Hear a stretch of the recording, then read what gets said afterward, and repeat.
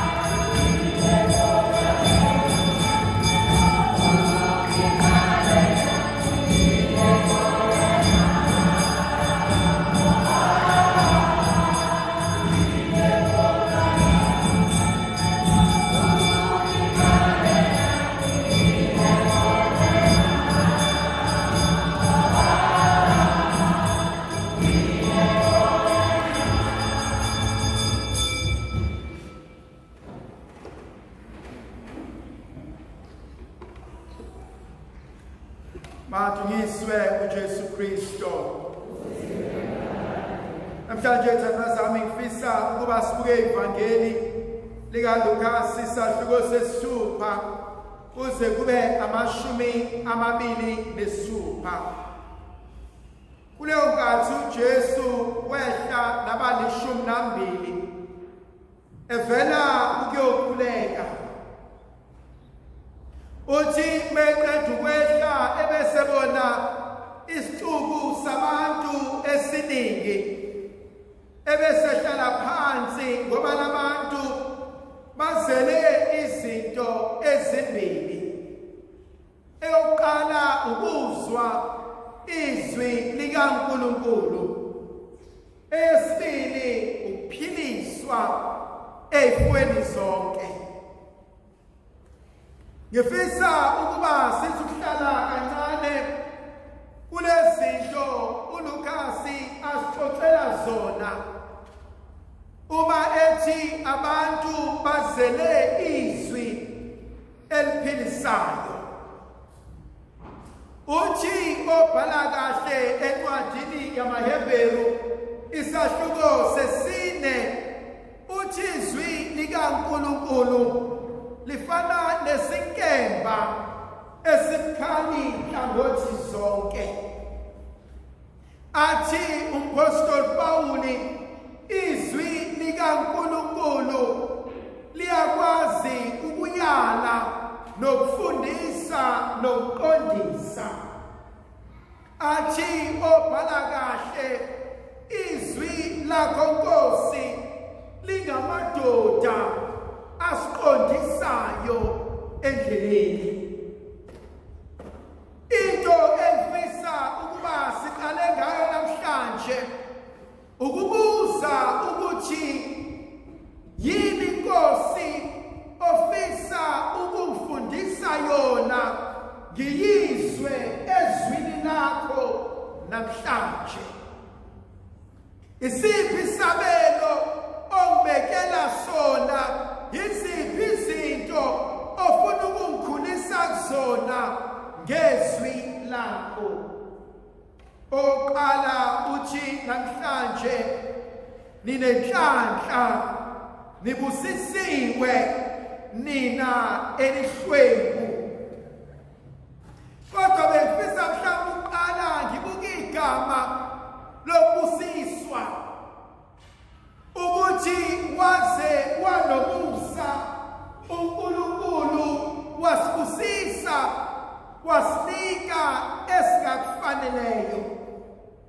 Inkonzo yokwazi ukuthi uyintandokazi emehlweni kaNkulunkulu. Inkonzo yokuqonda ukuthi ubalulekile kuyena. Inkonzo yokuqonda ukuthi kuyo yonke into osudlule kuyona, odlula kuyona, yena uyohlezi enawe, ethembekile ngezikhathi zonke. Thandwa zami, angazi ukuthi yini eniswelayo nelidingayo uNkulunkulu namhlanje. Kodwa ngibona uNkulunkulu ethatha inhlupheko zethu, engafuni ukusikhulisa amacala, engabuza ukuthi size sixakeka, size hlupheka, sibashwempu kwenzakaleni. Akafuni ukubuza ukuthi yini esiyenzile saze safinyelela ekuxakekeni esikhona njengamanje. Kodwa lapha ngibona uNkulunkulu ethi kulolu sizi lwakho uzungakhohlwa ukuthi izinto ziyashintsha, izinto ziyaguquka. Lena inikeza ithemba lokuthi okwenzeka njengamanje angeke uhlezi kunjena. Ngivumeleni ngixoxele umzekeliso. Kunensizwa ehamba olwandle. Ithi lensizwa ihamba osebeni lolwandle ebesibona inhlanzi, ofishi abaningi abadudulwe ulwandle lawachithela ngaphandle. Labo fishi basaphila, bayapaquza. Kanjalo lensizwa iyahamba, iyawuthatha ufishi uphosa ngaphakathi, iyawuthatha ufishi uphosa ngaphakathi, iyawuthatha ufishi uphosa ngaphakathi. Bese qhamuka umfanyana uthi, baba uyababona baningi kangaka labo fishi, muyitshela uzokwazi yini ukuba ubasindise bonke labo fishi? Agobe lo baba awuthathe awuphose ngaphakathi, athi mfana wami mhlawumbe ngeke ngikwazi ukubasindisa bonke, kodwa lona enguphethe sengusindisile. There's a lesson there. One day at a time. Just do it for today. Kwesinye isikhathi sifuna izinto ezinkulu, sifuna izinto eziningi, engabe senza okuncane phezu kokuncane. Khona isisho sesiZulu noma into abantu abayishoyo ngesintu ukuthi inja yagcina iwaqedile amanzi ilokhu iwenza ngolimi. And maybe that's a lesson. Angike ngizame kancane, one day at a time. Angike ngifocuse kulokhu. Mangiqeda lokhu ngifocuse kulokhu. Mangiqeda lokhu ngobe sengiya kokunye, kanjalo ebese ngiyakhula. Okunye kwesibili uJesu engimbona esibizela khona ukuthi baningi abantu abalimele baningi abantu abaxakanisekile, abanye balimele enyameni, abanye balimele emoyeni, abanye balimele emndenini, abanye bayilimaze bona uqobo lwabo. Uthi uJesu encwadini kaMateyu, wozani kimi nina nonke enikhatheleyo nenisindwayo, ngizakuniphumuza. Mhlawumbe inkonzo engiyibuza namhlanje ukuthi empilweni yakho yikephi wena la ozibona ulimele khona. Abanye balimazene emndenini, abanye ababhekani, abanye abakhulumisani, abanye bayazondana, abanye balinyazwa abantu okade bashona. Kodwa uNkulunkulu usinika inkonzo yokwelapheka, inkonzo yokuzelapha, inkonzo yokucela ukulungiselwa, inkonzo yokunxusa ukuba ubuyiselwe kulento owawuyiyona uNkulunkulu akuphe owaba yikona okwaphucwa omubi.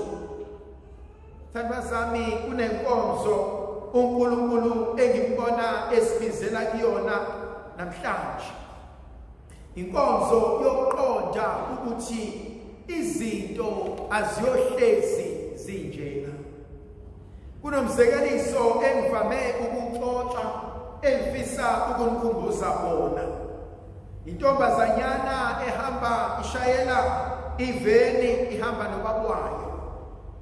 Bathi babehamba endleleni bese kuvuka isichotho esikhulu. Makunesithotho nesiphephu, ebese intombazane ithi baba, bengicela ukuba sifake silinde size sidlule lesi sichotho esingaka. Athi ubaba wayo, cha, qhubeka mntanami, asambeni. Nakanjalo besahamba, ibona intombazane ukuthi sekuyacinanisa, angisaboni kahle ngaphambili. Ithi baba, angiboni la siyakhona. Athi baba, mntanami ngikhona, ungalahli ithemba masaka. Umntwana uyaqhubeka, ubona amalori namatruck nezimoto ezinkulu ziyadizela, ezinye zize ziyapaka. Athi suka umntwana abekhala, athi baba ufuna sife yini ngoba mina ngithi angiboni la ngiyakhona. Athi baba, mntanami asiqhubeke. Nakanjalo baqhubeke, sebeyaxabana bayathetha, kodwa ubaba ulokhethe asiqhubekele phambili. Nakanjalo bagcine bedlulile isichotho nesiphepho, bese bephumela elangeni elihle. Bese thi ubaba asime. Babeqeda ukuma, ebese bephumela ngaphandle. Ubaba athi buka la esivela khona. Uyabona laphana kusacinisile kumnyama, liyana liyaduma, kodwa lana sebeselangeni. Inkonzo uNkulunkulu asifundisa kuyona. Keep going. Keep pushing. Lokhu obhekene nakho uzofuna. Thola umuntu ozoma nawe. Lapho sewuphela amandla, la sewungabaza, la sewusaba, elokeshilo ethi asikwazi ukuma ngoba sikwazi ukuphelela nawo. Indlovukazi yezulu ayibe nathi sifusise sivikele, ngoyise nendodana nomoya ogcinileyo.